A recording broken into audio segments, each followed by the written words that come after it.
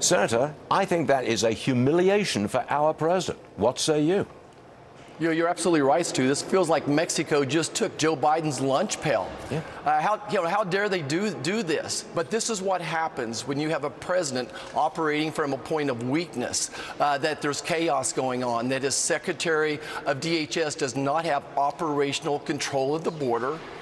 We need to be operating from a point of strength. We need to control our border, first of all. We need to change policies and then negotiate with the Mexican president. And we need to go back to the Remain in Mexico policies. But what we're not using as leverage is the fact that Mexico is our #1 trade partner, that we're their #1 trade partner. Almost $1 trillion of trade going back and forth. We have a $130 billion trade deficit with Mexico. Thanks to the USMCA trade agreement, the trade has grown, but let's use that deficit as leverage. Let's don't give him another $20 billion. But do you think our president will use that leverage? You're right, we do have leverage on trade and all kinds of things, but is Biden prepared to use it?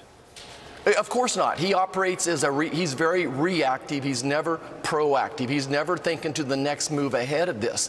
And he gave the president of Mexico the first shot. So this president of Mexico is negotiating through the press. Those are unreasonable demands. But meanwhile, we have 1.7 million gotaways across the country. We have 300,000 people that have died from fentanyl poisoning. We do not have operational control of the border.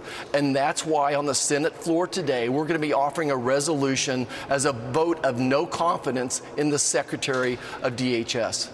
Okay, if a vote of no confidence goes through, or if he's impeached, it doesn't really make any difference at the border, does it? Because the same situation is still in place.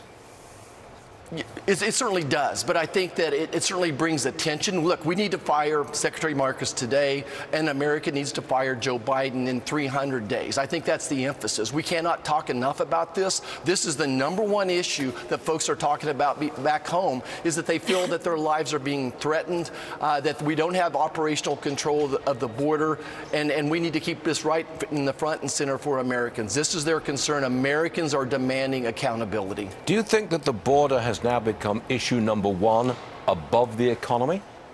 I think from an emotional standpoint, it is too. I think on the polling, I understand it. If it's polling, people are very concerned about the price of groceries and gasoline.